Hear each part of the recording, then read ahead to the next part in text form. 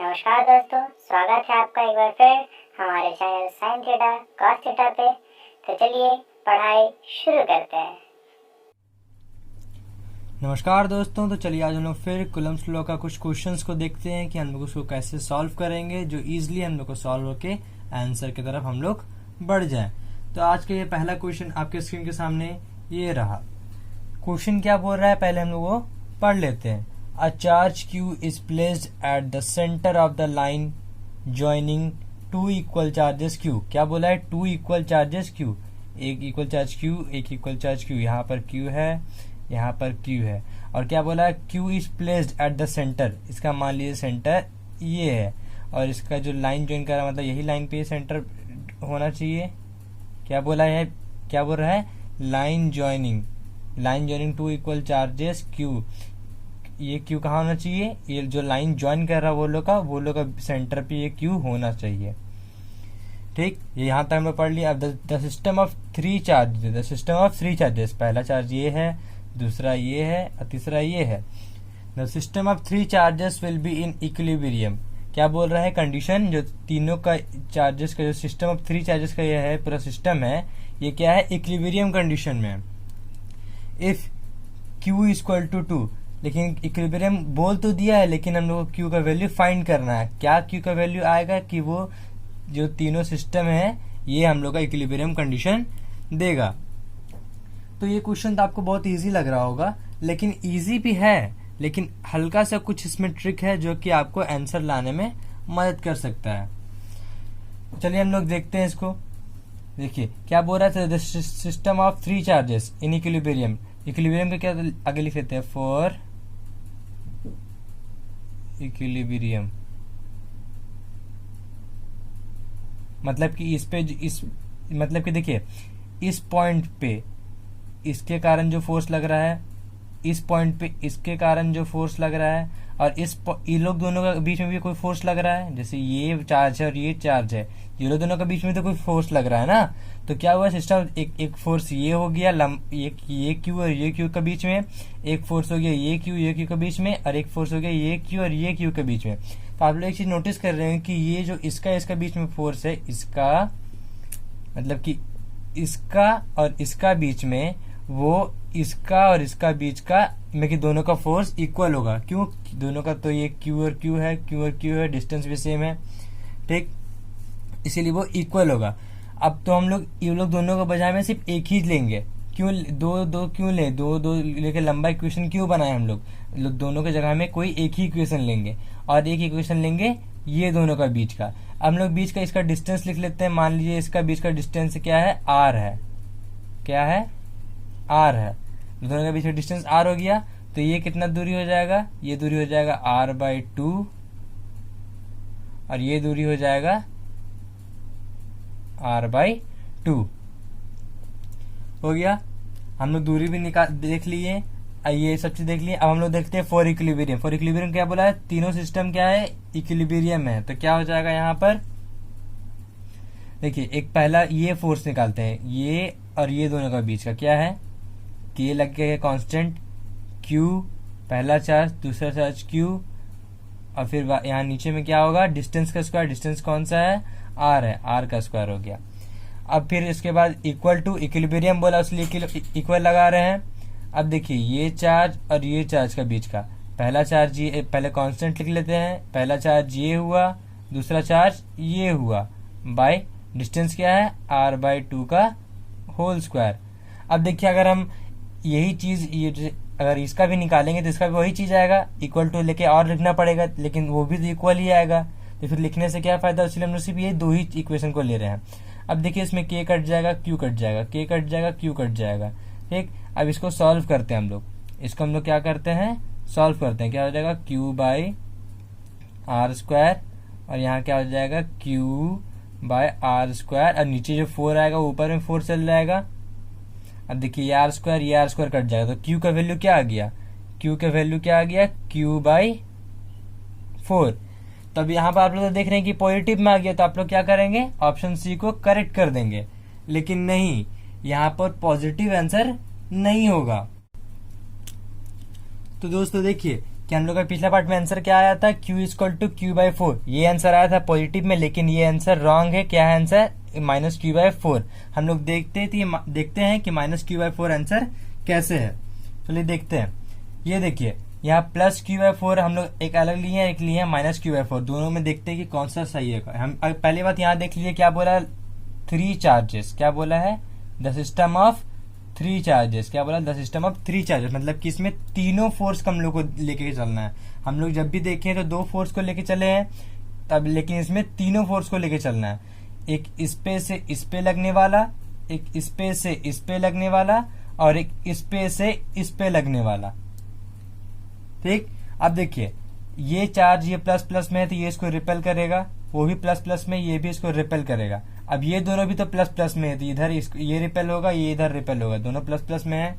अब देखिए दोनों का ये दोनों रिपल्सन एक ही चीज हो गया, तो वो इक्विलिब्रियम कंडीशन में नहीं आ रहा है। लेकिन देखिए यहाँ पर ये इसको ये अट्रैक्ट कर रहा है, ये इसको अट्रैक्ट कर रहा है, ये -Q/4 दोनों को अट्रैक्ट कर रहा है, और ये दोनों चार्ज एक दूसरे को रिपल्सन क्रिएट कर रहा है। तो ये रिपल्सन और अट्रैक्शन मिलके पूरा सिस्टम को इक्विलिब्रियम कंडीशन में रखेगा। लेकिन यहाँ देखिए दोनों तरफ इधर भी रिपल्सन, इधर भी रिपल्सन ही रिपल्सन लग रहा है, इसलिए वो चार्ज पूरा सिस्टम ऑफ 3 चार्जेस को इक्विलिब्रियम कंडीशन में नहीं रख पाएगा, इसलिए इसका आंसर हो जाएगा -Q/4। तो देखिए इसमें आंसर तो आ गया था Q/4, लेकिन बस हम लोग का आंसर लाना था दूसरा तरीका से। आप लोग समझ रहे हैं मैं क्या बोलना चाहता हूं।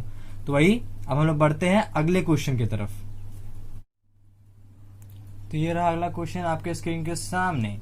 तो हम लोग क्वेश्चन को पढ़ लेते हैं। पहले क्वेश्चन क्या बोल रहा है, consider 3 charges Q1, Q2, Q3। हम लोग को मानना है Q1, Q2, Q3 charge equal है, ईच इक्वल टू Q है, मतलब कि पहले Q1 मानना है, Q2, Q3 क्या है, इक्वल टू Q क्या है, each equal to Q at the vertices of an equilateral triangle of side L। क्या साइड दिया हुआ है, L L L हो गया। What is the force on the charge Q with the, क्या यहाँ what is the force on a charge Q with the same sign Q, मतलब कि उसका भी Q का जैसा साइन रहेगा, पॉजिटिव साइन ही रहेगा। Placed at the centroid of the triangle, centroid of the triangle। तो सबसे पहले हम लोग नोट करते हैं कि अगर हम लोग इस पे क्या निकालना है, कैसे निकालना है, what is the force, net force on the charge Q, इस पे निकालना है, नेट फोर्स हम लोग को निकालना है। तो हम लोग देखिए कि क्या है, जिसे हम लोग को A और O पे, इस पे अगर मान लीजिए O पे नेट फोर्स निकालना है तो बीच का इसका डिस्टेंस चाहिए होगा, इसका भी डिस्टेंस चाहिए होगा, इसका भी डिस्टेंस चाहिए होगा। तो हम लोग उसका डिस्टेंस कैसे निकालेंगे, तो चलिए हम लोग देखते हैं उसका डिस्टेंस हम लोग कैसे निकालते हैं। देखिए अगर हम लोग A से परपेंडिकुलर डाल देंगे किस पे, BC पे परपेंडिकुलर डाल दिए, मतलब ये पॉइंट D हो गया, AD परपेंडिकुलर डाल दिए हम लोग, क्या कर दिए, AD परपेंडिकुलर टू किसके, BC के। हम लोग AD परपेंडिकुलर BC डाल दिए तो देखिए क्या हो जा रहा है, 90 डिग्री, ये 90 डिग्री। और हम लोग जानते हैं कि अगर ट्रायंगल है तो ये 60 होता है, ये 60 होता है, ये 60 होता है। अगर ये हाफ से हम लोग निकल रहा है मीडियम, तो हाफ से निकल रहा है, कितना हो जाएगा, 30 हो जाएगा। तो इन लोग इसमें हम लोग देखिए फॉर्मूला लग जाएगा। जैसे हम लोग AD का मान, जैसे AD बेस है, ये क्या है, परपेंडिकुलर है, और ये क्या है, हाइपोटेनियस है, हाँ ना, हाइपोटेनियस है ये। तो अगर AB कॉस थीटा का फॉर्मूला क्या हो जाता है, कॉस यहाँ थीटा क्या है, 30 है, क्या हो जाएगा, base by AD by AB। तो AD का मान हम लोग का क्या निकल जाएगा, AD equal to AB cos 30। Cos 30 का वैल्यू क्या होता है, कॉस 30 का वैल्यू क्या होता है, √3/2। और ये जो AB है, AB का वैल्यू क्या दिया हुआ है, L। तो हम लोग यहाँ क्या निकल जाएगा, L इंटू √3/2। हम लोग का यहाँ तक इसका वैल्यू निकल गया। अब हम लोग देखते हैं कि जो अब यहाँ से हम लोग इसका वैल्यू तो निकाल लिए, अब हम लोग को OA का वैल्यू निकालना है। तो हम लोग को पहले पढ़े हैं हम लोग, जैसे 11 क्लास या 10 क्लास में आप लोग कब पढ़े हैं नहीं पता, लेकिन जब भी पढ़े होंगे सेंट्रॉइड का वैल्यू निकालने के लिए ट्रायंगल में एक फॉर्मूला होता है। अब वो फॉर्मूला क्या होता है हम लोग चलिए देखते हैं। तो फॉर्मूला हुआ, जैसे ये सेंट्रॉइड है, ये सेंट्रॉइड है, ये सेंट्रॉइड है ओ, तो ओ ए, ओ बी, ओ सी तीनों तो इक्वल होगा। तो ओ ए का वैल्यू क्या हो जाएगा, ओ ए का वैल्यू हो जाएगा 2/3 AD। सेंट्रॉइड का फॉर्मूला में कि सेंट्रॉइड से डिस्टेंस का फॉर्मूला यही होता है, सेंट्रॉइड से में कि वर्टेक्स तक का फॉर्मूला यही होता है। अगर इसका डिस्टेंस क्या होगा, AD इंटू कि AD का 2/3 टाइम्स, तो AD का वैल्यू हम लोग को क्या निकला है, L इंटू √3/2। तो इन लोगों का क्या हो जाएगा, यहाँ पर 2/3 है, AD का वैल्यू क्या है, जैसे 2/3 AD का वैल्यू क्या है, L into √3/2, L into √3/2, 2 cut गया, L का वैल्यू क्या आ जाएगा, L √3/3। इसका वैल्यू हम लोग का क्या आ गया, L √3/3। तो चलिए अब हम लोग आगे बढ़ते हैं। आगे बढ़ते हैं तो हम लोग अब क्या करेंगे, आगे बढ़ने के लिए अब हम लोग पहले अब देखेंगे, जैसे हम लोग इसका जो मेन था इसका डिस्टेंस निकालना, हम लोग डिस्टेंस निकाल लेंगे। अब इससे भी मेन चीज, अब देखिए ये चार्ज पॉजिटिव में है, ये भी पॉजिटिव में है, ये भी पॉजिटिव में है, सारा चीज क्या है, पॉजिटिव में है। तो अब देखिए ये भी चार्ज पॉजिटिव में क्या बोला है, with the same sign as Q, Q का साइन भी क्या रहेगा, क्यू के बराबर ही रहेगा।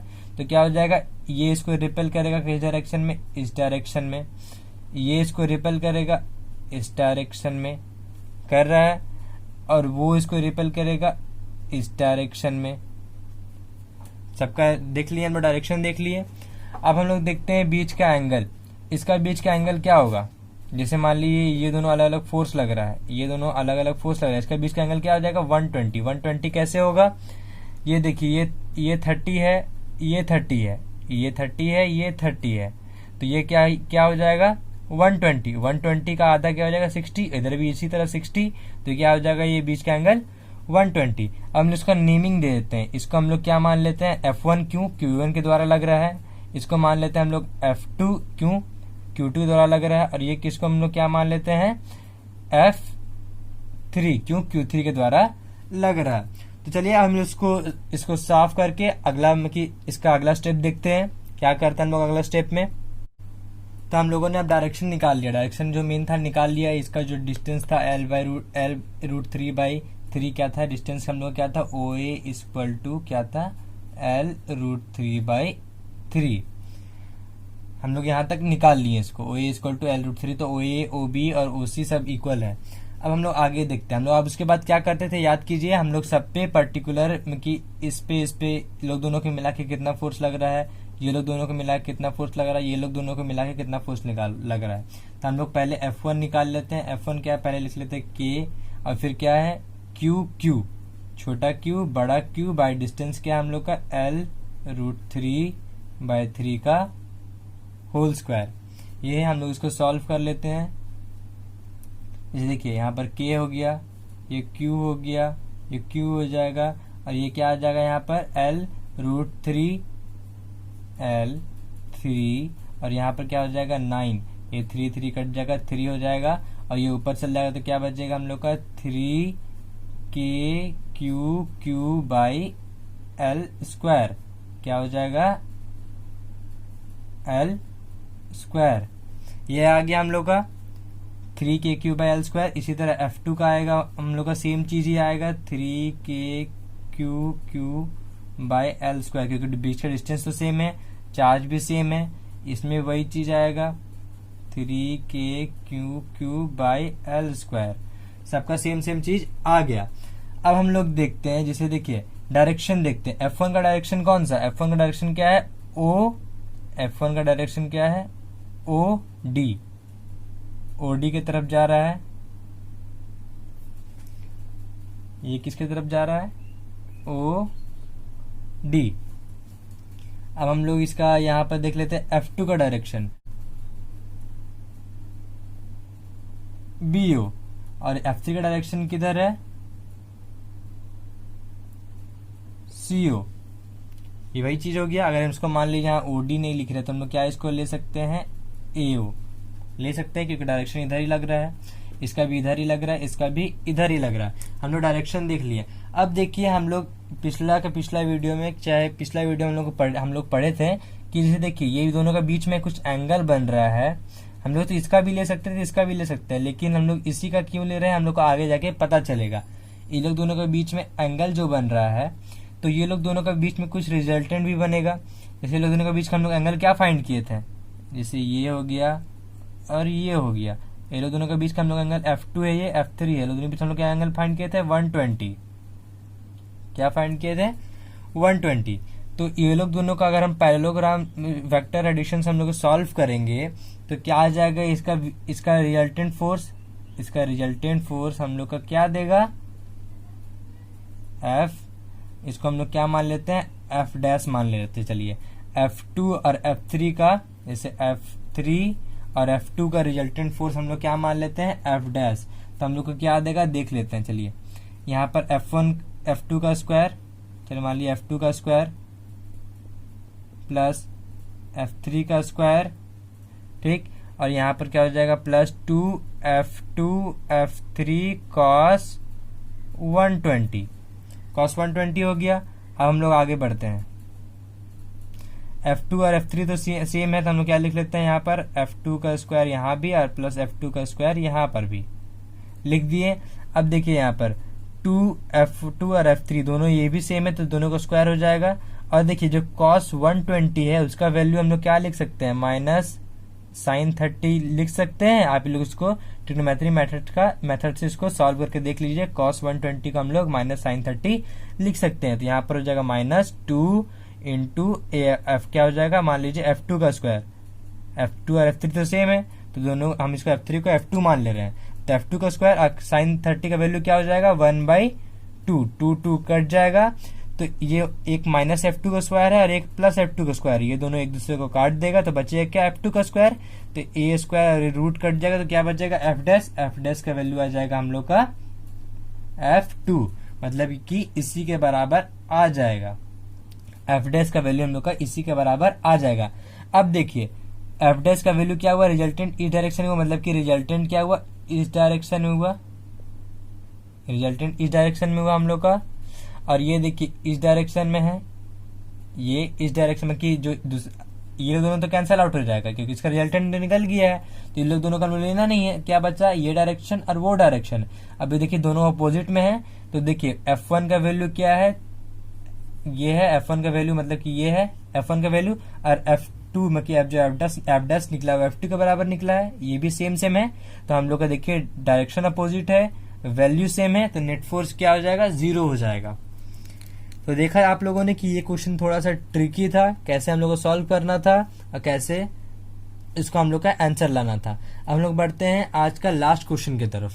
तो ये रहा आज का लास्ट क्वेश्चन, तो चलिए हम लोग देखते हैं कि इसको कैसे सॉल्व करते हैं। तो हम लोग पहले क्वेश्चन पढ़ लेते हैं। क्वेश्चन क्या बोल रहा है, 2 identical conducting spheres A and B carry equal charge. हम क्या बोल रहा है, एक स्पेयर A है और एक स्पेयर B है, दोनों का चार्ज क्या है Q, मतलब हम लोग Q मान लिए, दोनों का चार्ज क्या बोल रहा है इक्वल है, तो हम लोग इसको भी Q मान लिए, इसको भी Q मान लिए, ठीक। They are separated by a distance much more than their diameters, मतलब कि इसका डायमीटर से भी ज्यादा दूर का डिस्टेंस ये लोग को सेपरेट किया गया है, तो हमने इसको सेपरेट कर दिए। And the force between them is F, ये लोग दोनों का बीच में जो फोर्स लग रहा है वो F लग रहा है, क्या लग रहा है F फोर्स लग रहा है। A third identical conductor sphere C is अनचार्ज। अब आता है एक तीसरा कंडक्टर, इसका नाम है C, जो चार्ज नहीं है, इसमें कुछ चार्ज नहीं है। Is first touch to A then is to B and then removed as a result the force between A and B would be equal to. क्या बोला है कि ये पहले इससे टच होगा, फिर इससे टच हो जाएगा, फिर उसके बाद जाके इसमें टच होगा, और फिर इसको फिर यहाँ से टच करके इसको हटा देना है, और फिर ये लोग दोनों का जो बीच में फोर्स होगा वो नया फोर्स क्या होगा। तो अब देखते हैं हम लोग क्या होगा।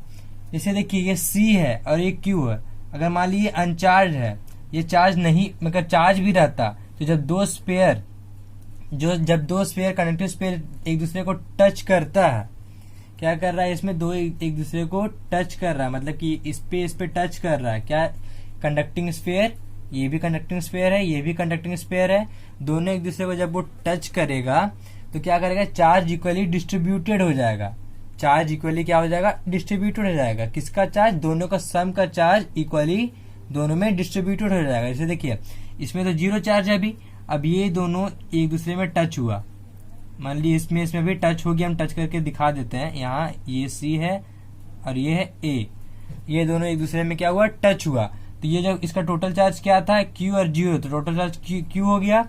अब ये Q दोनों में इक्वली डिवाइड होगा, तो मतलब कि Q/2 इसका चार्ज हो जाएगा और इसका भी Q/2 चार्ज हो जाएगा।